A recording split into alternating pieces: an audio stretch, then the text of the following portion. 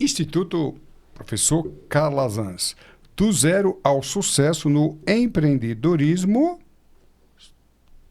Do zero ao sucesso do empreendedorismo, parte 2. Ora, se eu estou falando de parte 2, é porque nós já fizemos a parte 1.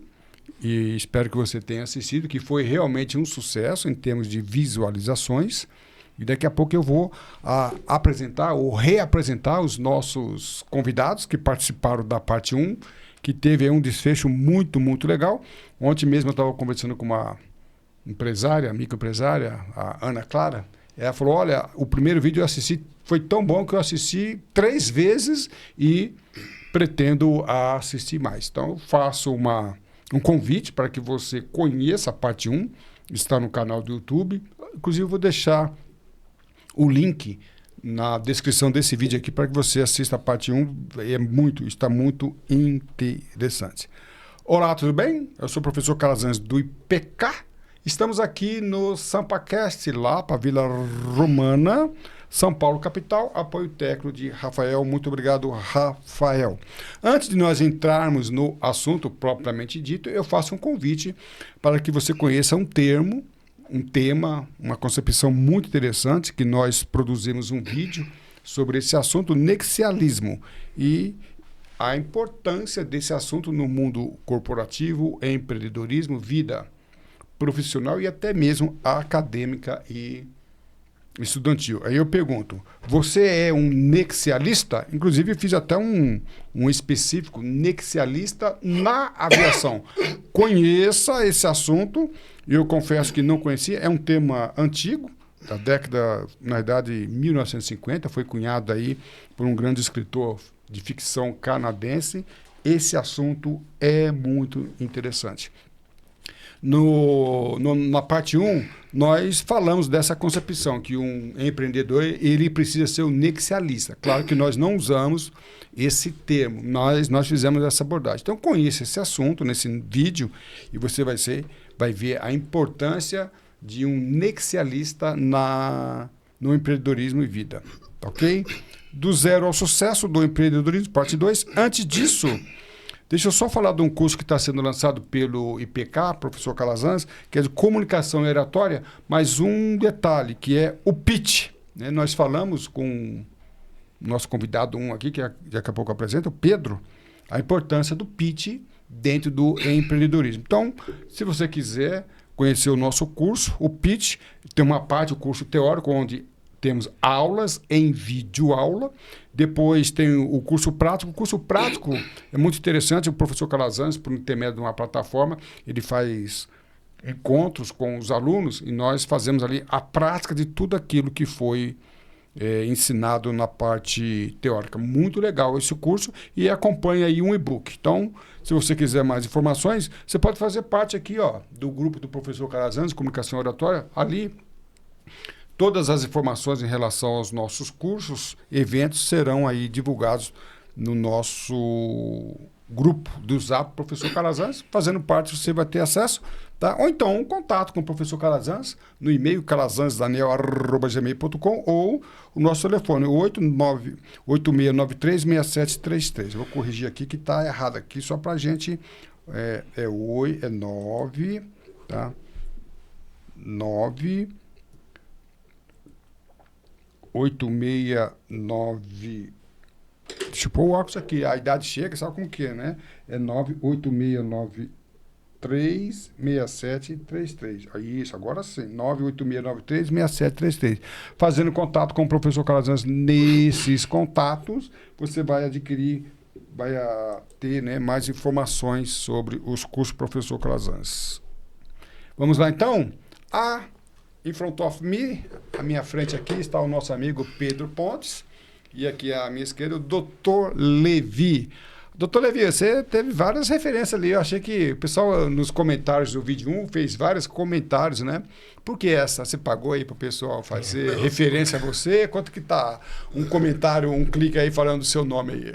Quem vai começar, quer fazer alguma referência aí? Primeiro em relação a parte 1? Assim, a gente tratou ali um pouquinho trajetória do empreendedor desde o zero, né? Então, desde a concepção dos negócios, né? E agora a ideia de avançar aqui,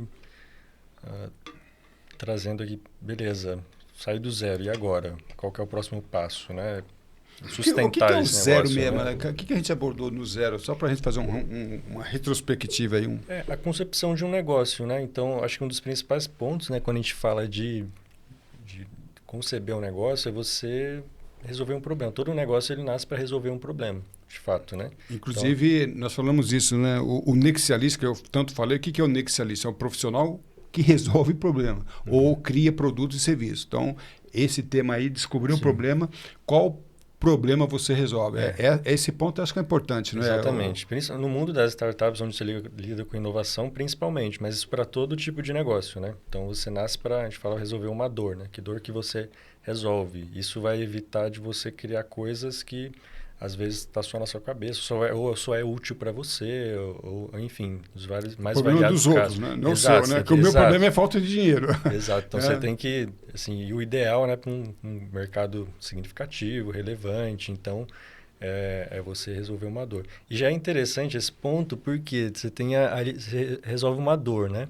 Mas indo até na contramão um pouquinho disso, você tem uma teoria muito legal, que é a da aspirina, né, que resolve uma dor, e da vitamina, ou seja, nem todo... que é isso? Isso é interessante, porque nem todo negócio... Beleza, você resolve uma dor, mas você tem um outro caso também, que é a questão da oportunidade. Eu tenho que tomar muito cuidado para falar disso aqui, que senão a pessoa acha que tudo ali, não, essa é uma super oportunidade que eu estou tendo, na verdade não é. Eu vou dar um exemplo aqui da Uber, né? E da aspirina, da vitamina? A aspirina, ela resolve uma dor, de fato. O negócio a aspirina está ali para resolver uma dor. Beleza. Não é a causa. Não é a causa. Mas a aspirina cura, resolve o efeito, a consequência. Isso, exato. E a ideia é que todo negócio ele seja uma aspirina mesmo, resolva uma dor. Mas tem ali o caso da vitamina. A vitamina, ela ali, você pode ou não tomar uma vitamina, ela é boa e tal. Aí você tem o caso da Uber, que é muito interessante, porque você não resolvia uma dor, de fato, se você parar para pensar. Não tinha uma dor ali de ter um motorista particular me levando. Mas criou. Então, ela é uma comodidade, ela entrou como uma vitamina, mas ela fez tão bem esse trabalho, que a ausência dela gera uma dor. Então, ela passou de vitamina para uma Steve aspirina. Jobs. Você precisava disso? Exatamente. Eu não precisava disso.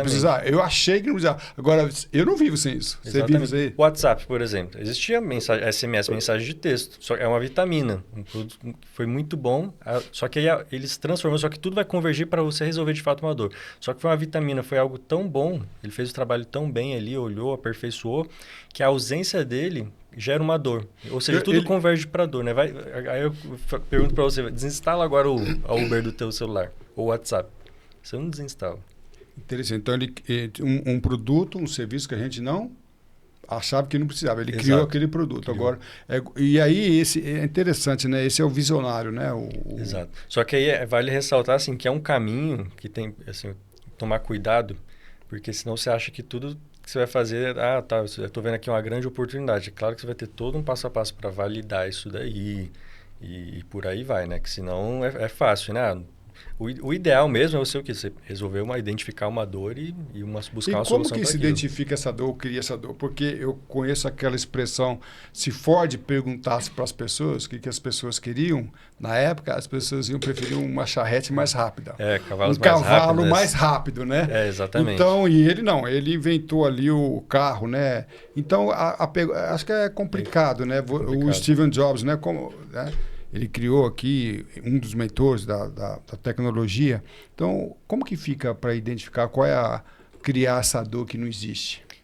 Hoje tem alguns métodos para isso, mas surge da mais diferentes formas. Às vezes tem muito empreendedor que a dor começou com ele sentindo e ele foi para campo para testar se aquilo realmente a dor era real. Assim, o mais importante mesmo que a gente em tudo isso é esse processo de validação, que hoje em dia você tem o tal do MVP, né? Mínimo produto viável, que é uma forma de você testar isso rápido, a baixo custo.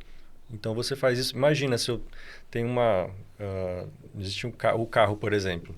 A gente tem a figura do MVP, que é primeiro você levar para o ponto A para o B, né? O skate, depois a bicicleta e tal.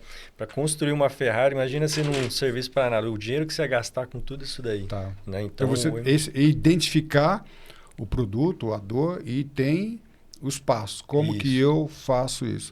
E aí eu estava ontem, o Dr. Levi passou um vídeo do Denis Nakamura e, paralelamente, quando eu puxei, assisti ao vídeo, e veio também do Steve Jobs. Eu já li 2 livros sobre o Steve Jobs, já vi muitos vídeos, mas o que eu vi ontem, um vídeo muito interessante, para mim era novo, falando sobre a história dele, claro, mas mostrando exatamente isso aí. Como ele saiu do primeiro projeto, passou para o segundo projeto. Então, essa sacada que ele teve não foi rapidamente, né? Não foi uma transformação imediata. Inovação foi incremental, que se chama. eu achei muito interessante isso aí, que a história dele, ontem no vídeo, enfatizou o que o Pedro Pontes acabou de falar aqui, que foi o passo a passo. Então, eu descobri como é que às vezes a pessoa quer investimento de milhões e quer, mas será que tem o que nós chamamos um processo com vários procedimentos? A própria Uber, né? Sabe como ela começou? Não a Uber, mas esse modelo, né? Que foi o primeiro aplicativo de serviço, né? Que foi a Easy Taxi.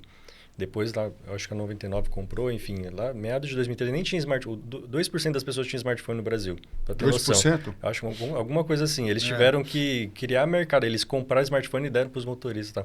Sabe como é que foi o MVP deles? Ao invés de desenvolver, gastar milhões com um aplicativo, formulário na internet no Google, aí acrescentaram mais uma linha lá, então, onde você está, para onde você quer ir, substituíram o enviar formulário por pedir táxi. Quanto custa isso? Alguns reais ali, aí eles validaram ali que realmente, olha, o pessoal começou a utilizar aqui e tal, começou a crescer o negócio, aí ele começou a investir.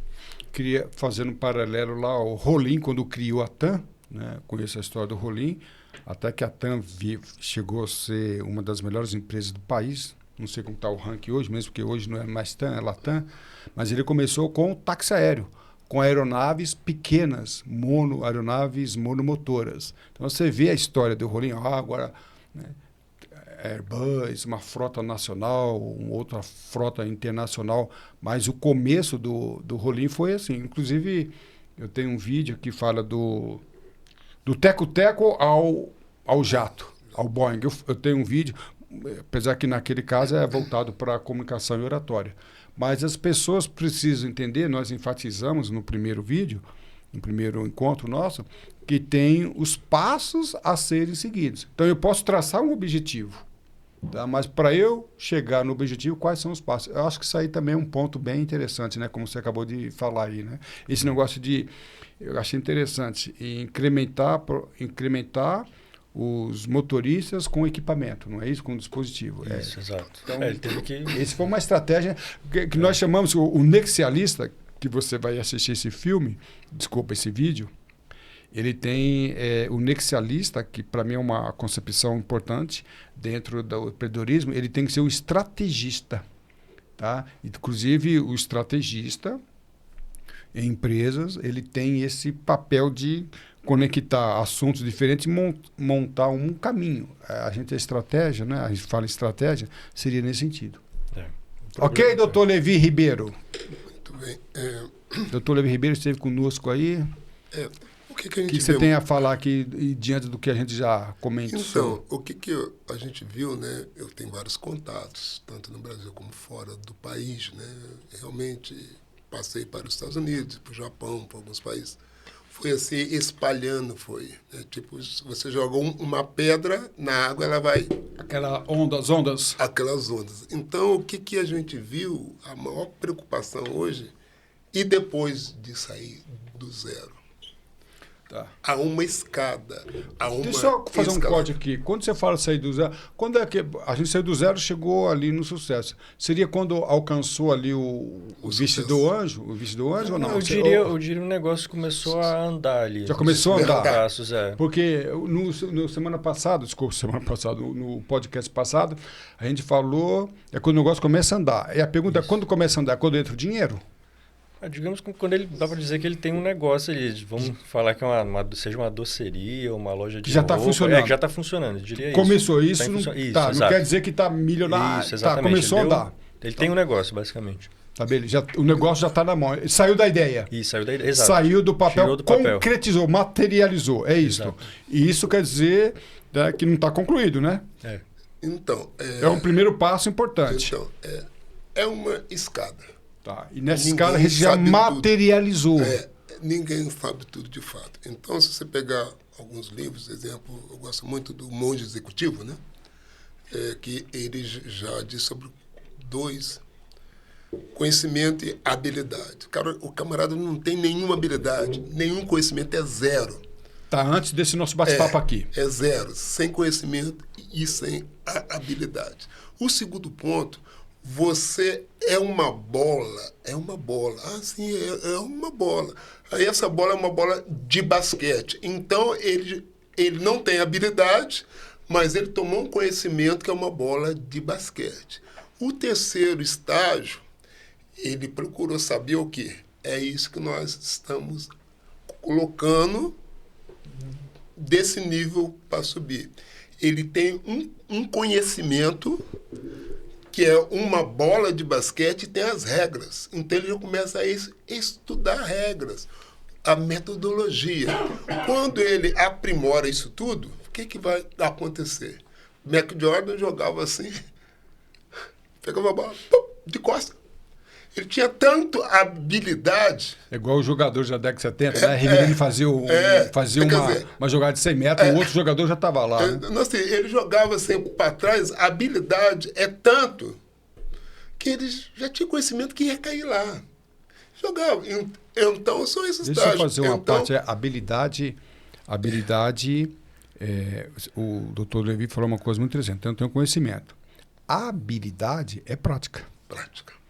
Buscar. Habilidade, você sai da teoria, enfatizando, você saiu da teoria. Então, eu sei as regras. Então, a habilidade, aí você vê lá o Monsanto, né? Como chama lá o Monsanto? O Oscar, ele treinava, depois dos jogos, um arremesso, ele tinha que acertar 100 arremessos consecutivos. Se ele chegava lá no 97, 98, no 98º, errava, ele voltava para o zero. Então, colocar a prática. Ele tinha conhecimento. O Rivelino também, acabava o treinamento normal, ele ficava lá, contratava um gandula lá e ficava batendo falta. Então, esse conhecimento, essa prática é o nosso bate-papo aqui de hoje, é a nossa ênfase. Exatamente. Você sair do campo do conhecimento, que é muito bom, porque semana passada, não é semana passada, podcast passado, a gente falou do conhecimento. Às vezes a pessoa quer montar um negócio não sabe que tem que ter um contador, que tem que ter mídia, isso é conhecimento. Ele já conhece isso, e agora hoje o nosso bate-papo é sair do... Já start. Andou tanto que eu estive sábado com meu amigo Márcio, que é um juiz. Ele assistiu, ficou maravilhado. Ele fez um comentário lá, eu vi, ele fez um comentário lá. Aí ele disse assim, por que despertou ele? Porque ele estava no ônibus, né? E entrou um pessoal lá do sistema prisional, né? Com a sua roupa, camiseta branca, né? Sempre camiseta branca e calça jeans. Aí tinha uma vaga lá que foi vendida 2 vezes. E nós sentamos, nós 3, e eu comecei a explicar para eles. Overbooking? O overbook de hoje, eu não sabia. Tem overbook de avião. Vende mais assento que tem. Agora tem overbook também? Tem. Overbook de ônibus eu não sabia. O sistema é falho. Aí, o que vai haver de fato? Aí eu comecei a explicar para ele. Eu passei um conhecimento e uma habilidade. Inclusive, no último podcast, o professor, professor também, né, doutor Levi, ele não vai contar aqui, mas ali tem uma história muito interessante, né, sobre o conselho que você deu para... O mentor dos presos. O mentor dos presos, numa experiência ali no ônibus. Depois vocês vão lá, assistem, é muito interessante essa história. Aí, o que foi que aconteceu? O juiz falou assim, por que nós não levamos isso no sistema prisional? Podemos gerar um impacto social e um impacto econômico. Social. E com consequência na segurança pública. Exatamente. E aí vai diminuindo. As pessoas vão trabalhar. Eles vão já ver que realmente... Vamos fazer isso, Levi? A facilidade da compensa. Inclusive, na próxima vez que a gente vier, ele vem? O juiz falou que vem. Doutor Márcio, esperamos o senhor aqui. Manda lá para ele lá. Fala para aqui, nessa câmara aqui. Olha, esperamos o senhor aqui. E, inclusive, eu quero ver se eu trago também um indivíduo amiguíssimo chamado Paulo. O Paulo, ele é dono da padaria Quero Mais. Nós fizemos muitos cursos Você está juntos. fazendo propaganda aqui do Quero Mais? Sim, porque ele é muito bom. Eu tomo café lá café com sabedoria, com filosofia. Onde que é essa padaria? Ela Guaratinguetá, ele é muito bom. E ele me falou, quando ele viu o vídeo, por que eu estou conversando com falando assim? Quero Mais é onde ali em Guaratinguetá? Perto ali da Câmara Municipal? Exatamente. Já tomei muito café ali, sabia? Na Avenida João Pessoa. A gente chegou a fazer muitos cursos juntos de empreendedorismo, líder culto executivo. E ele assistiu. Ele disse assim, rapaz, lembro do Fernão Capelo Gaivota. Por que eu estou falando nele? A gaivota voa e ela sempre ficava sobrevivendo em banda, onde que tinha o barco, pegando resto de pão e resto de peixe. Aí ela resolveu dar um voo mais alto, separou daquele bando. Então, você que está com suas velhas concepções, que você sabe de tudo, entende de tudo, nada dá certo, procura a ter conhecimento. Por que ela afastou de mundo? Quanto mais alto, o mergulho era profundo, pegava o atum e não ficava dependendo de barco. Essa que é o nosso trabalho junto com o próprio Pedro, né? Por que eu trouxe o próprio Pedro comigo? O Pedro hoje ele é conselheiro, presidente da parte executiva do meu grupo. Por causa do quê? Nós não sabemos tudo. Outra coisa, o nexialista, né? Bem claro, o nexialista, ele tem várias qualidades. Uma é comunicação, são várias. Mais de 10, mais de uma dezena. Uma das qualidades do nexialista é a humildade. Humildade no sentido de que, ainda que você saiba muito sobre uma coisa, cuidado, será que tem mais coisas a saber?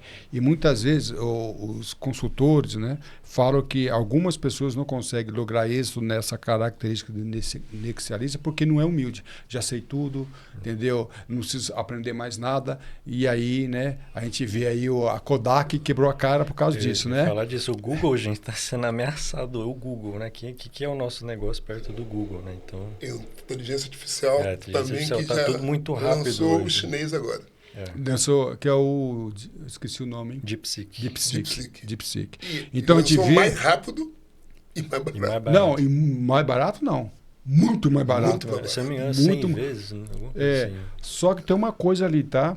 Falando do que o Pedro falou. Nós vimos um vídeo falando sobre a DeepSeek. Eu até recomendo aqui, que é Passo a Passo Empreendedor. Conhece esse canal? Sim. Foi ali que eu vi. Então, fica aqui a dica. Eu assisto todas as quintas-feiras, normalmente, um vídeo por semana, às vezes até 2, Passo a Passo Empreendedor. Tem também um outro canal do YouTube, do Zero ao Topo, muito bom.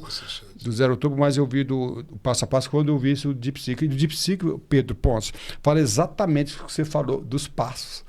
Eles viram que haveria outros passos e como eles trabalharam nisso no sentido de fazer uma coisa mais barata. Escalada. Entendeu? Então, com baixo custo. Mas o que está em questão aí, segundo alguns consultores, eles acharam que o sistema americano, o IA, estava muito arrogante.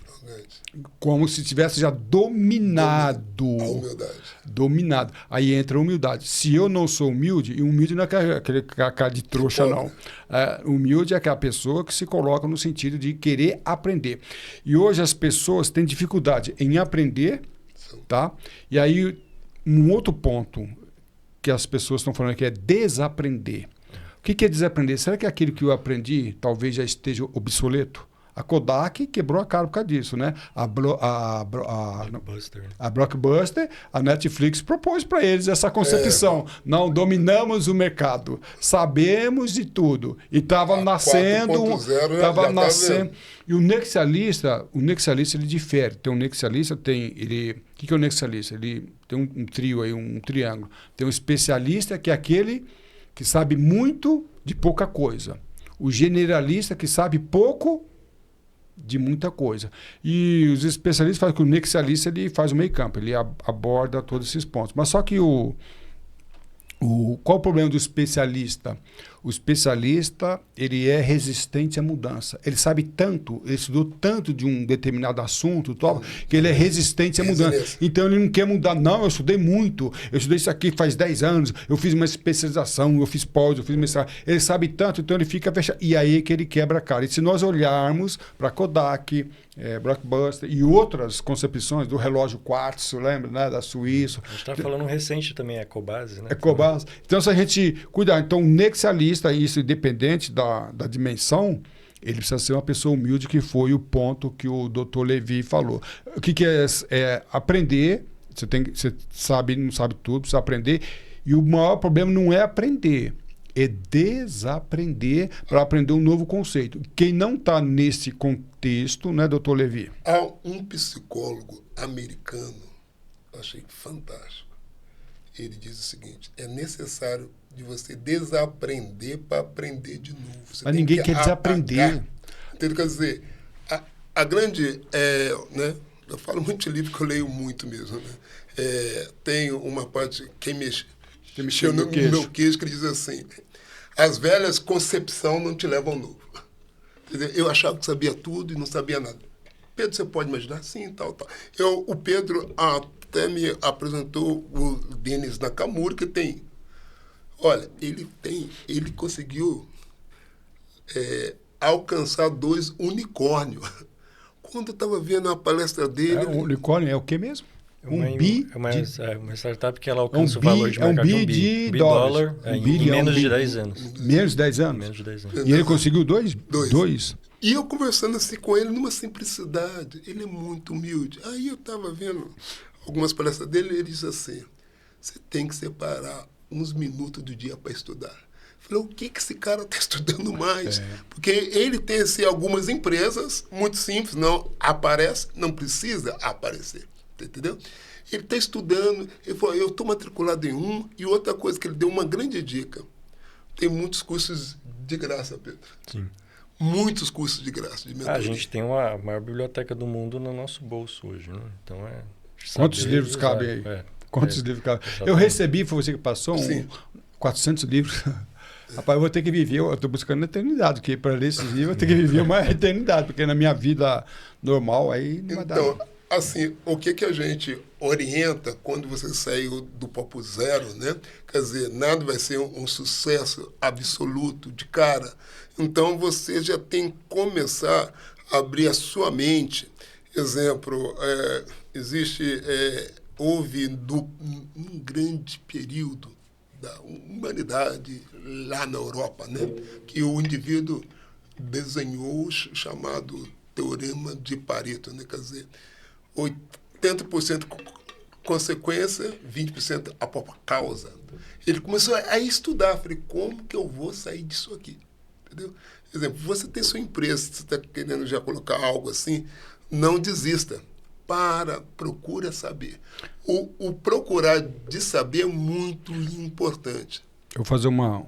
Só assim, concluindo. Aí entrou um outro indivíduo chamado Ishikawa. O que Ishikawa viu? Ele viu a dificuldade, o 20 para 80. O que ele fez? 20 e 80.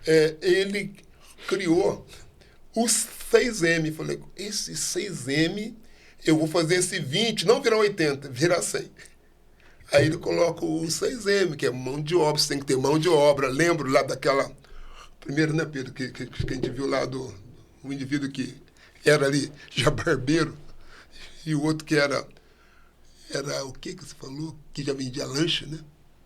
A vigilância sanitária. Tá. Quer dizer, você tem que ter conhecimento. Que método que ele fala que o rapaz propôs para mim montar um lanche, né? E ele fazia na cozinha da casa dele, não tinha CNPJ, não tinha contador, a cozinha não era adequada. A cozinha profissional, não era profissional, que eles falam outro nome, que é industrial. Eu feria todos os parâmetros da Anvisa. Eu falei, rapaz, você para montar, eu brinquei com ele, e o lanche dele era bom, comia, era excelente. Mas você intoxica uma pessoa aí, responsabilidade penal, civil e administrativa. Então faltou conhecimento. Exatamente. Ele tinha que se enquadrar ali. Isso a gente comentou no primeiro podcast. E vai acontecer, uma hora ou outra. Né? Não. é uma morte anunciada. Eu estava lá na África um período e eu fui sabatinado lá numa mesa oval, o camarada estava dizendo, não, doutor, você tem que ver, está o problema. Aí o outro fala, olha só, excelência, quero dizer algo. Por que nossas empresas quebram? Aí, Pedro, a pessoa está fazendo isso tudo, tem que saber. Por quê? Né? Por que a empresa quebra? Aí eu tive que contar uma história que a gente aprendeu na literatura antigamente, né? Tinha alguns personagens que eram o próprio governo, que a gente não podia dizer e tal. E ali eu falei assim, olha, tem um personagem. Aí eu peguei e criei, falei, no meu Brasil, é assim, eu contei a história. Onde isto? Eu estava em Angola, eu fui sabatinado por português, né? Lá fala português. É, português, Portugal. Eu estava lá sendo questionado sabatinado por um grande. Por que nós quebramos nossas empresas? Eu falei, existe uma coisa que o Pedro, que a gente conversa muito sobre isso, existe empresa que nasce morta, nasce morto. Aí Nasce morto. Eu já contei a história. A mulher fica grávida, espera, daqui a pouco, 2 meses, aborta. Esse é o que nasce morto. Existe a mortalidade infantil. Aí empresa que abre, startup que abre 2 anos, daqui a pouco ela quebra. Nasceu viva. Ela nasceu viva e tem a mortalidade infantil. E tem a outra que vai quebrar naturalmente. Então você tem que ter, o que tem que ter? A mãe fez pré-natal, certinho, a pressão subiu, controlou, beleza. Nasceu, a criança toma vacina. Ah, não, a gente não vai tomar porque a nossa ideologia, o nosso conhecimento, vai ter problema. E bom, a criança vem a morrer por algum acidente ou não biológico. Inclusive, há quem valorize quem quebrou mais vezes. Não tem essa concepção? Quantas vezes você quebrou na vida? Eu já vi perguntas assim... Napoleão Hill, quando o camarada chegou lá, aquele Cambridge, chegou lá naquele mesa de conselheiro, né? Perguntou, quantas vezes você já levou um não? É uma pergunta feita. Quantas vezes você já quebrou, né?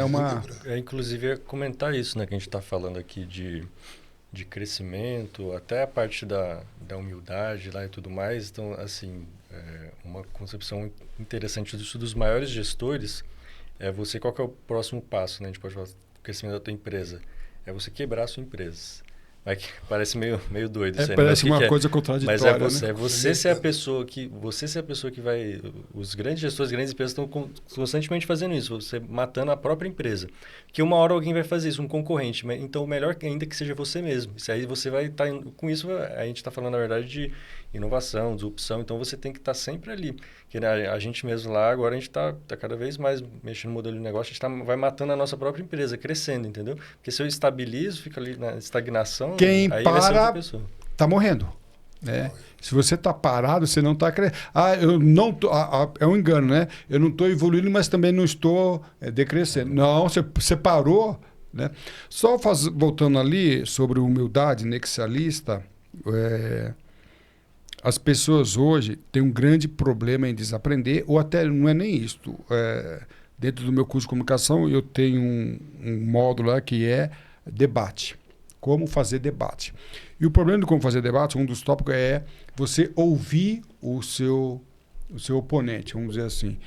E no caso, a gente vê é que as pessoas não querem ouvir. Então... Gente, não é ouvir para aceitar, é ouvir para entender. Então, nós precisamos ter a humildade. Eu li um livro esses dias, o cara falou, você está doido? Eu li um livro sobre terraplanista. O cara dizendo, você ficou doido? Não, nem um pouco. Eu acredito que a Terra seja redonda. Mas eu quero ouvir o que eles estão falando, eu quero entendê-los.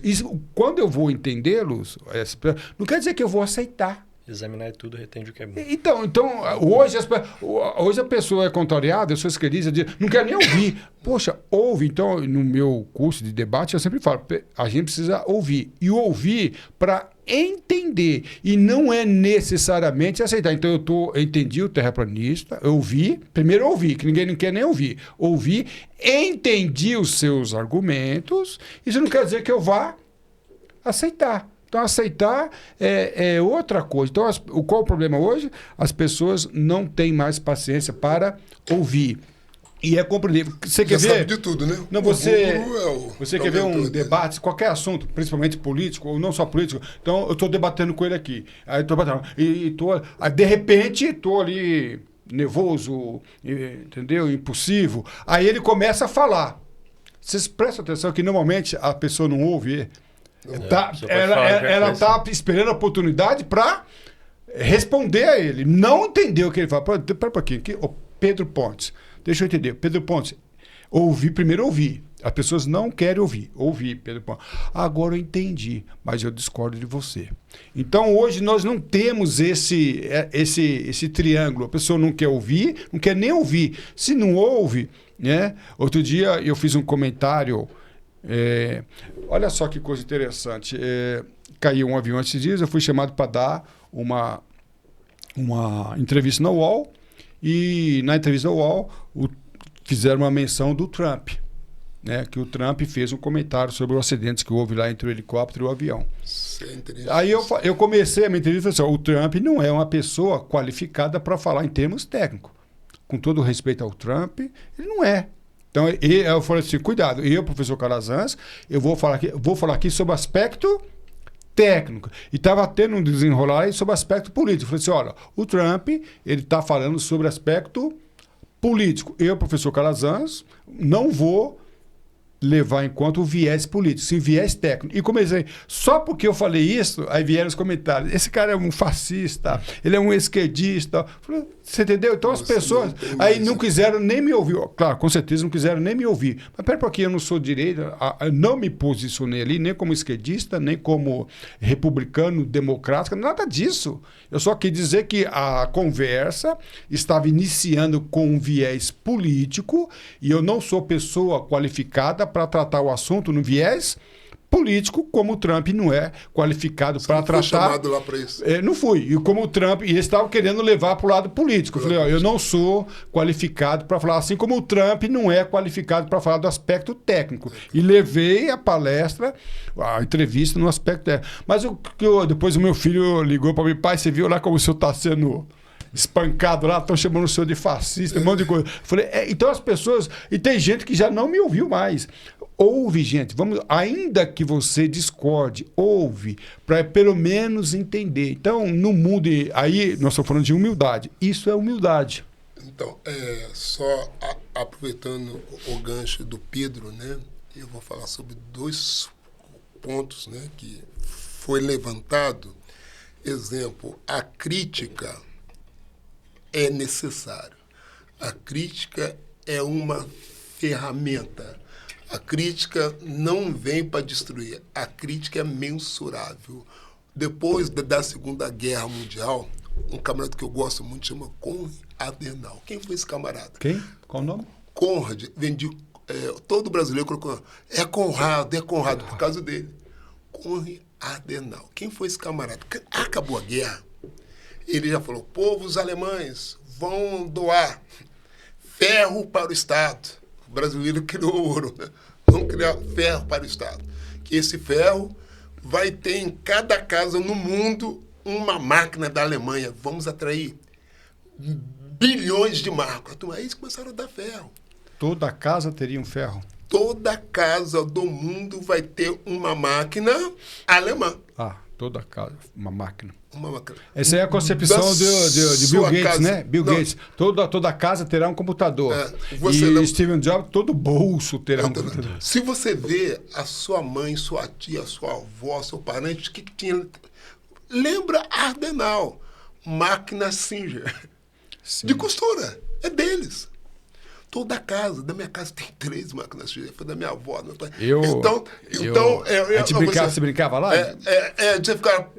pedalava, quebrava agulha e a gente apanhava pra caramba. Não, você apanhava, não apanhava, não.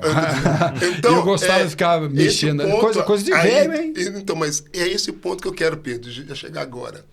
Aí alguém já falou assim, olha, você melhorou o Estado, você enriqueceu a Alemanha. E alguém falou assim, então, a nossa oposição já está se levantando. É mesmo, a gente tem que eliminar a nossa oposição. Não.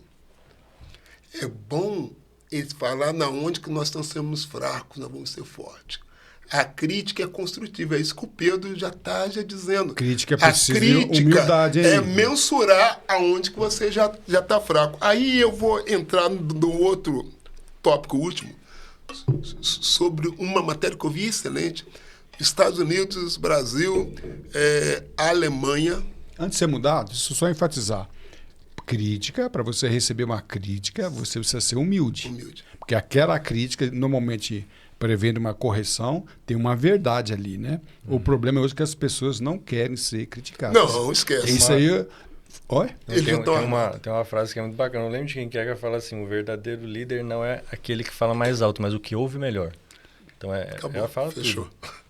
É isso. E a gente aprende comunicação e oratória, que comunicação não é o que mais fala. Não é o que melhor ouve. E você vê que ele termina falando assim: ouve melhor. Não quer dizer que você vai ouvir, né? Não é tudo assim. É você ouvir, entender. É que nem a gente está falando do conselho, né? Aquele que você falou ouve tudo, que retém o que é bom, como que é que você falou? Tessalonicenses, né? É o texto bíblico. Examinar tudo, retende o que é bom, né? Examinar tudo. Você pode examinar tudo, não quer dizer que você vai reter tudo. Tudo me é lícito. Nem tudo. O alimento assim. Convém. O alimento assim. O que é bom, o corpo retém. Absorve. O que é ruim, elimina. E só finalizando. Tá. Agora, quando eu já falei sobre Ardenal, né? Então, que você fala Ardenal, dá a impressão de Gardenal. Essa não é o caso, não. Aí eu fico assim com uma abstinência. Quebradeira. Se você vê o alemão, ele não admite erro. Ele não admite erro. Houve aquele erro lá nos Estados Unidos, que eles estavam colocando mais poluente, catalisador do carro, foi tal. Não é Volkswagen, porque o alemão, o carro, o nome dele leva o nome do país. O japonês também é igual. Então, eles não admitem erro. Não erramos. Então, o que aconteceu? Eles foram multados por $1 bilhão.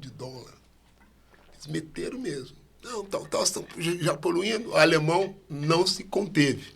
Estudou, procurou saber tal.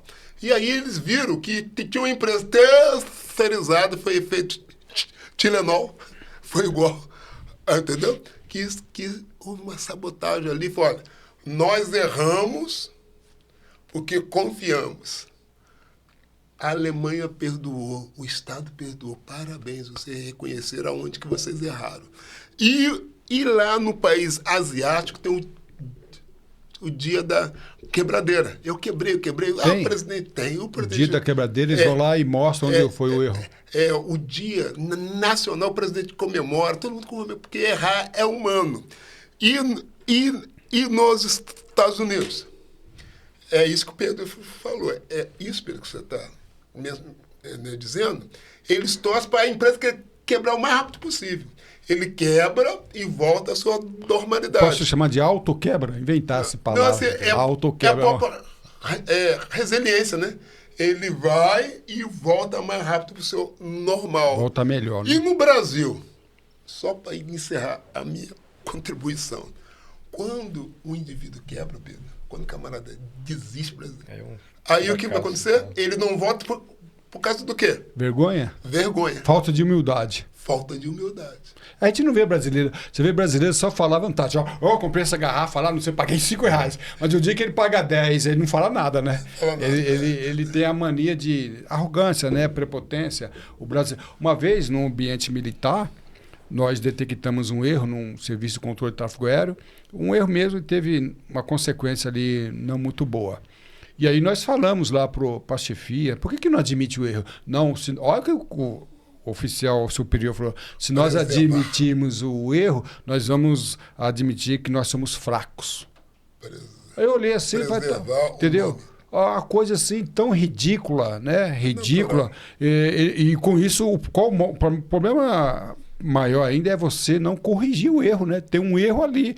Não, seria assumir a nossa fraqueza. Nós não podemos pedir desculpa porque nós vamos assumir. Eu estava nessa reunião, olhei assim e falei, então tá bom, então continua aí. É por isso que agora, em 2024, nós tivemos o recorde de acidentes no Brasil da aviação e agora nós estamos gravando aqui em fevereiro, e agora em janeiro de 2025, nós tivemos 22 acidentes aéreos. 22, e só em janeiro, sendo que 24 parece que vai ser pior. Mas por quê? Humildade. reconhece o erro. Mais importante do que reconhecer o erro é corrigir o erro. Mas para você corrigir o erro, você precisa reconhecer. Isso é falta de humildade. E a gente vai caminhar. A crítica serve para mensurar, não serve para te destruir. Agora, já aproveitando de crítica, falando aqui com o professor Dr. Levi, uma coisa interessante. Inclusive, eu tenho um vídeo aula no meu canal do YouTube falando a crítica. O que é crítica?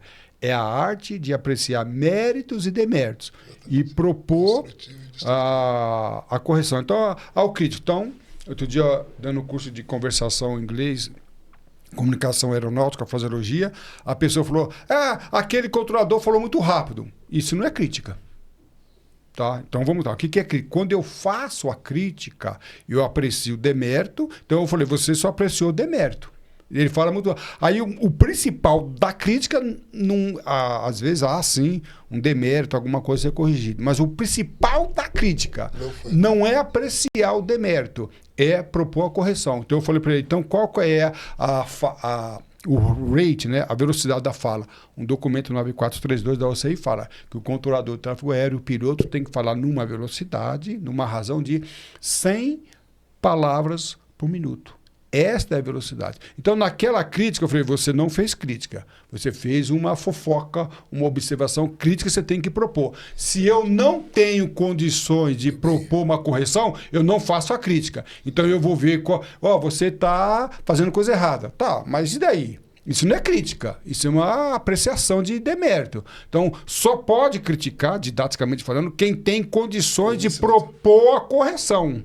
Então, hoje a pessoa... É por isso que as pessoas... A resposta, né? É por isso que as pessoas não gostam de ser criticadas, porque é apontamento de erros. Não, eu quero ser, tá? Eu quero ser criticado. Mas qual é a correção? Calazans, então, bom, 100 palavras por minuto, mas como é que eu desenvolvo essa técnica? Então, o problema hoje dos críticos, às vezes eu vejo crítica de cinema, a gente, né, eu não entendo nada de cinema, mas eu gosto de ver crítico, mas às vezes você vê, não é crítica, é apontamento de demérito. Então, eu gosto de críticas, eu sou da área do direito, então às vezes a pessoa, cara, teu argumento é errado. Tudo bem. Então, eu preciso, até eu sempre comento nos nossos cursos de direito, principalmente direito aeronáutico, se você não sabe fundamentar, não apresente argumentação. Eu acho que é isso. Opa, não. Segundo o Código do Penal, o Código Civil, o artigo tal, fala isso. Então, hoje, nós falamos do achismo, né? A pessoa não sabe...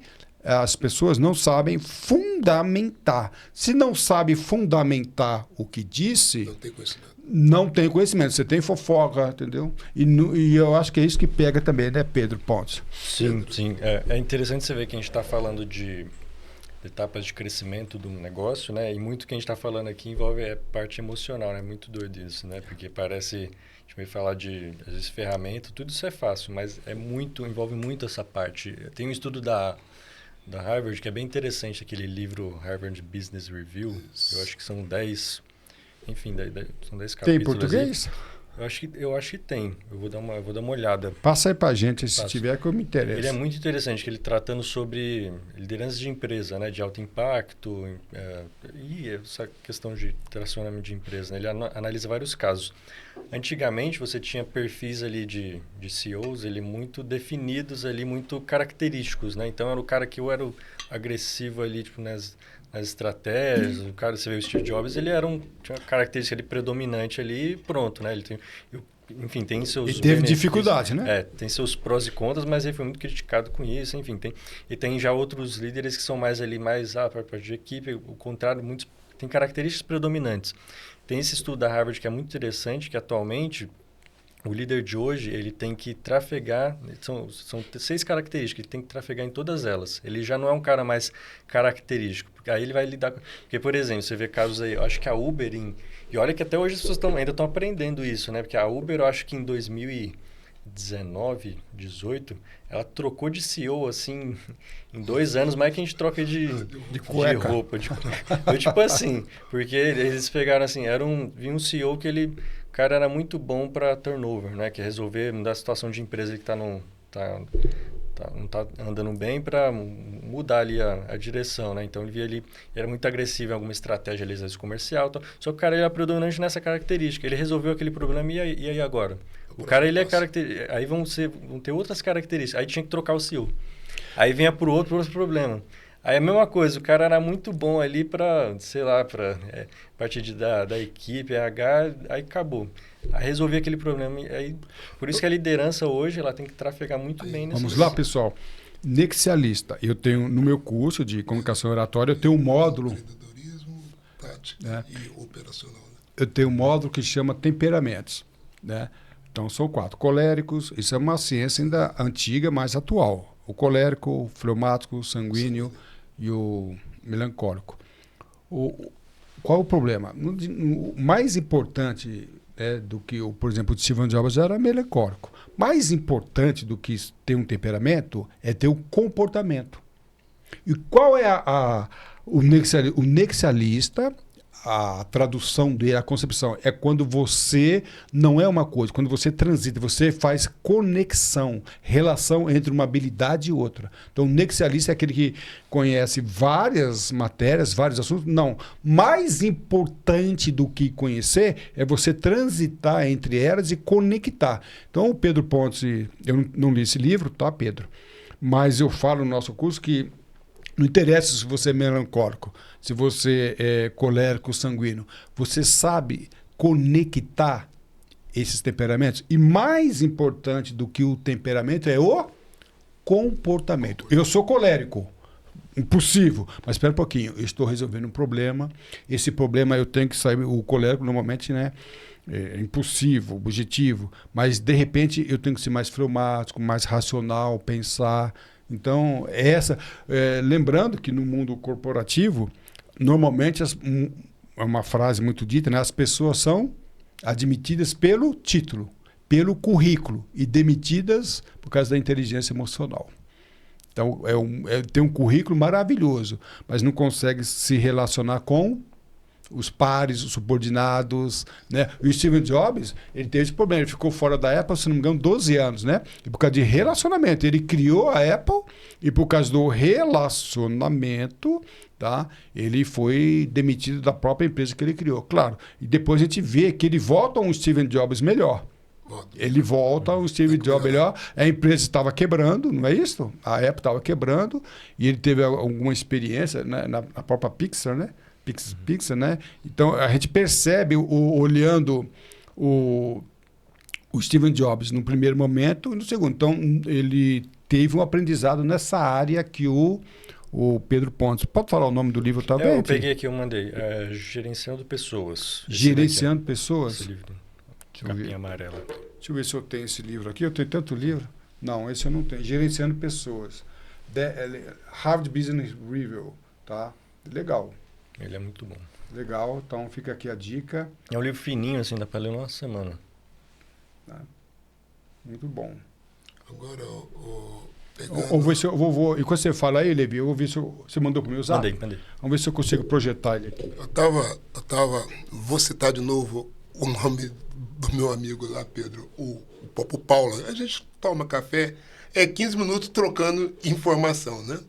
E já falando a respeito, ele diz assim que os funcionários, a empresa dele é grande, é uma grande padaria, não é uma padaria pequena, né? Quero mais é grande. Ele tem 60 funcionários e eu conheço todos eles. O senhor, tudo bem. Aí ele diz assim, olha, você não sabe, mas as pessoas te observam. Entendeu? O senhor não sabe, mas as pessoas te observam. Aí foi onde que ele já usou sobre a Henry Ford. Ele foi contratar um mecânico, ele estava já fazendo entrevista com um mecânico no restaurante. E Henry Ford já passava, o médico, opa, como é que o senhor está? Tudo bem. Aí quando via a teoria dele, o senhor está nos atrapalhando. É o comportamental. Entendeu? Aí ele falou, o seu currículo é excelente, você é o melhor engenheiro que já passou por aqui, mas você tem uma coisa muito ruim. Aí ele já perguntou para o Reforte, e o senhor gostou do meu currículo? O senhor gostou do meu conhecimento? Olha, você é muito bom. Mas por que eu não vou ser admitido que o senhor achou excelente? Eu preciso de alguém que relaciona com quem está na portaria, com quem que está trazendo já mensagem. Você é um ótimo para mexer com peça, mas é péssimo para mexer com gente. Nexialista. Por favor, gente, fica o convite aí, assistam a esse vídeo do Nexialismo, que é muito, muito legal. É uma concepção da 1950 mais atual. Agora está aqui o livro, né? Esse, né, Pedro? Isso. 10, lendo uma semana, você diz, né? Fala bem fininho. Bem não, fininho. ele tem essas... A gente fala assim fininho, né? Mas é mais importante que o tamanho é o conceito, né? O conhecimento que traz. Ele já fala até aqui, né? São os melhores artigos da Harvard Business Review sobre como liderar equipes. Eles condensaram tudo nesse livro. É muito bom. É um velho meco. Então fica aí a dica. Estamos caminhando para o final para deixar um gostinho de quero mais? Precisa já falar mais, Pedro. Eu tomei conta hoje. Não, que está tudo certo. Assim, Pedro, eu só queria fazer essa já pergunta. A partir da hora que você saiu do zero, eu aprendi isso contigo, né? Criar já um grupo de cadeira de conselho. As pessoas falam, a gente apanha, a gente fica calado. O Pedro apanhou muito, ele ficou calado por causa do quê? Aí até que hoje vem a palavra, né, Pedro? O Pedro não é de muito falar não, né, Pedro? Sabe que você é mineiro, Pedro? Não, paulista mesmo. Mas, Pedro, teus pais mudaram. Mudaram para mim. Mas teus pais mudaram para mim, eles são mineiros? Teu pai, tua mãe? Meu pai e metade da família é mineira e metade é paulista. Mas você não é mineiro, mas você tem um jeitinho de mineiro. E, rapaz, eu tenho medo dessa turma de mineiro que fica quietinho assim, rapaz. Mas, Pedro... Só captando. Conta aí, Pedro, para a gente que eu aprendi muito contigo quando você trouxe aquelas pessoas, né, para o próprio grupo. Você ficou quieto, calado. Conta aí para a gente. Tem que ouvir, né?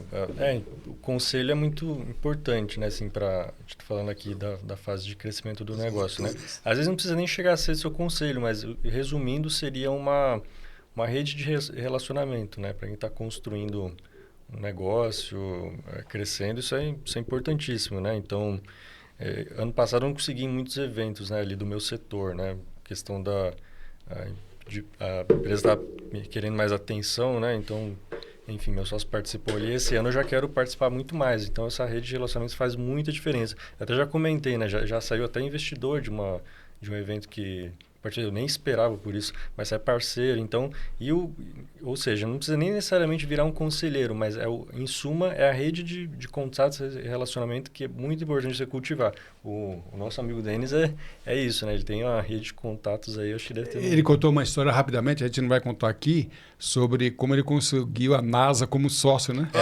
Exato. Eu te mandei que coisa.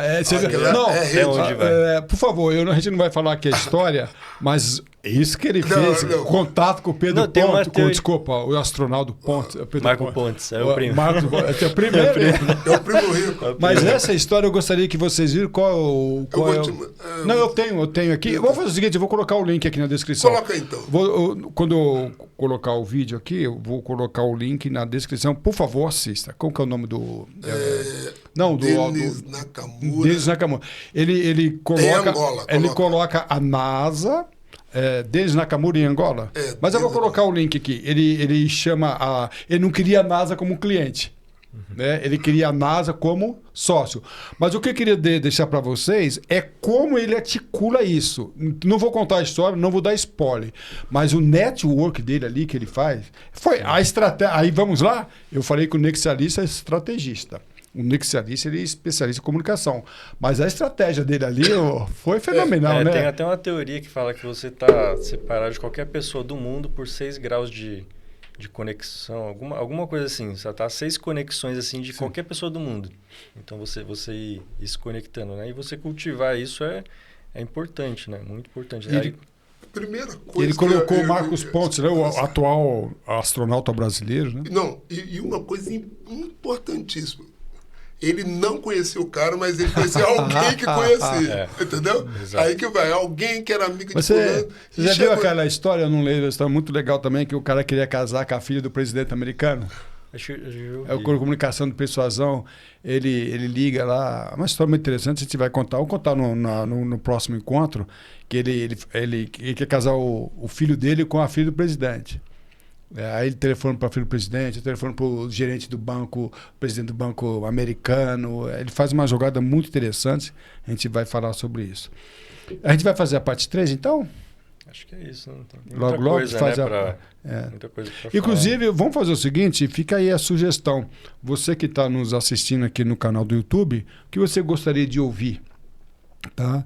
Sobre esse assunto, com o Dr. Levi, que é mentor, o nosso amigo aqui, Pedro Pontes, que teve um sucesso recentemente, conseguindo aí um investidor anjo. Qual que é mesmo a empresa, a concepção que você trabalha? É? Chefia. Chefia fala sobre? É uma plataforma de educação para empreendedor da alimentação. Uma plataforma de educação para... E vocês da alimentação trabalham em várias áreas, é isso? Isso, aí seja restaurante, pizzaria, então a gente surgiu inclusive de um problema, né? 70% dos negócios de alimentação fecham as portas em menos de 2 anos por falta de preparo empreendedor. Então a gente bolou um modelo de negócio lá bacana, estilo Netflix ali, mas hoje é um hub, ali são vários serviços, né? Então a gente tem, a espinha dorsal ali é educação, né? Mas tem ferramenta, tem inteligência artificial, tem clube de benefícios, então tipo, criou todo um ecossistema. E você é um conselheiro hoje dessa turma aí? Você tem a chefia? Seu presidente? Não. Sim, não. No chefia, sim. No chefia, sim. No chefia, você é presidente. Paralelamente... Então você... Ele é meu conselheiro. Ele é teu conselheiro? É meio estranho falar assim, né? É meu conselheiro. Na cadeira de conselho da empresa do pastor Levi. Então, eu gostaria que vocês conhecessem o trabalho da chefia. Nós falamos sobre a chefia no podcast número 1.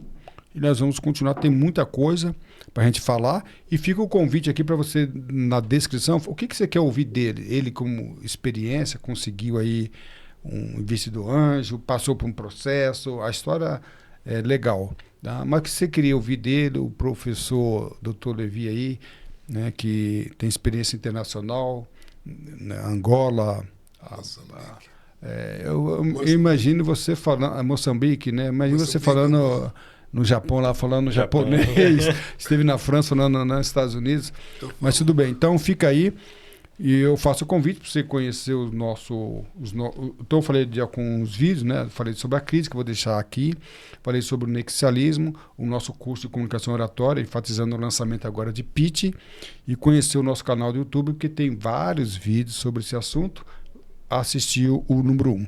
Faz aí a sua despedida, meu amigo Pedro Pontes, olhando para a câmera e dando tchau para a turminha aí. Obrigado a todos que acompanharam aí. E tem muita coisa, né, para falar desse assunto de negócio, né? Então, a gente está aí à disposição. É só comentar mesmo aí que a gente está pronto aí para um próximo papo. Mas obrigado. Doutor Levi, para a câmera ali, dá um tchau para nós aí. Então, fica aqui o meu conselho do meu conselheiro, né, Pedro Pontes, que na verdade que ninguém nasce pronto, né? Nós estamos no mundo para aprender. Ninguém nasce sabendo, ninguém sabe, então a gente vai buscando cada dia mais, né? Então você tem que ter paciência, busca um mentor, lê um pouquinho mais, né? Faz uma consultoria antes de abrir o seu próprio negócio. Depois a parte auditável, que são as vacinas para a criança crescer forte, para a empresa crescer forte. Eu queria aqui agradecer ao nosso amigo, né, Pedro, que eu tenho aprendido a cada dia com ele, o professor Calazans, né, que é o nosso amigo, mentor. Trocamos muito de livros, alguns conhecimentos, e nós já alcançamos muita gente, né? Aqui já acabou de mandar uma mensagem que o juiz quer vir aqui para a gente fazer uma revolução na parte educacional de crescimento. Queria conhecer o Pedro, né? A gente vai levar toda esta bagagem, do que forma que a gente possa ali gerar um impacto social, né? Sociologia. o meio que eles vivem. Então, uma coisa que estava falando de conselho, eu estava lembrando aqui, né? Estava fazendo as contas esses dias, o conselho, nosso conselho lá no Chefia, os 5 conselheiros, né? Somam ali 150 anos de experiência. 150 anos. No mercado a gente atua. No mundo Imagina. do... Como é mesmo? Aquela, no mundo do conselheiro, lá, como fala? A passagem bíblica. Na multidão de conselheiros sai a guerra prudente. Como é? Na multidão de conselhos... Rapaz... a gente até citou no outro, né? Citou, né? Na verdade é o seguinte, quanto mais conselheiros, melhores os resultados. A palavra, o texto bíblico não é esse, mas a ideia é esta. Na multidão de conselheiros, não lembro a frase final. Tanta frase que tem na cabeça. Tanta frase, mas independente da frase, literalmente falando, tá? Quer dizer, quanto mais conselheiros, melhores os resultados, tá? Conseguiu aí achar o texto? Consegui. Então, aqui onde é que está escrito? Provérbios 11, 14. 11, 14. Deixa eu pegar aqui. Na multidão de conselheiros. É a importância, né, da pessoa não fazer as coisas sozinho. Você não é o único, né? Aqui. Lê Pedro para nós. Vamos finalizar, então, com este... Não havendo sábia direção, o povo cai. Mas na multidão de conselhos, há segurança. Aqui tem questão de versão, interpretação. Né? Olha, lê outra vez, olha que coisa. A primeira, achei interessante. Não havendo sábia direção, o povo cai. Mas na multidão de conselheiros, há segurança. E podemos finalizar. Faço o convite para conhecer, escanear. Eu vou deixar também o grupo do professor Calazans para você ter acesso a todos os nossos cursos, bate-papo, palestra e podcast. No canal do YouTube, pode aí você assinar, se inscrever, na realidade, e ativar o sininho para receber os novos, né, os novos vídeos. Quem que leu da última e quem lê agora? Acho que eu li da última. Vai lá, please, read it. Sua atitude define sua atitude. Altitude. Lê direito aí. Sua atitude define a sua altitude. Voe alto. Estude com o professor Calazans. Ok? Para mim, professor Calazans, foi um grande prazer tê-los a bordo. Muito obrigado, Pedro. Obrigado. Doutor Levi, mais uma vez, Rafael. E até a próxima. Para mim, professor Calazans, foi um prazer tê-los a bordo. Um abraço e tudo de bom.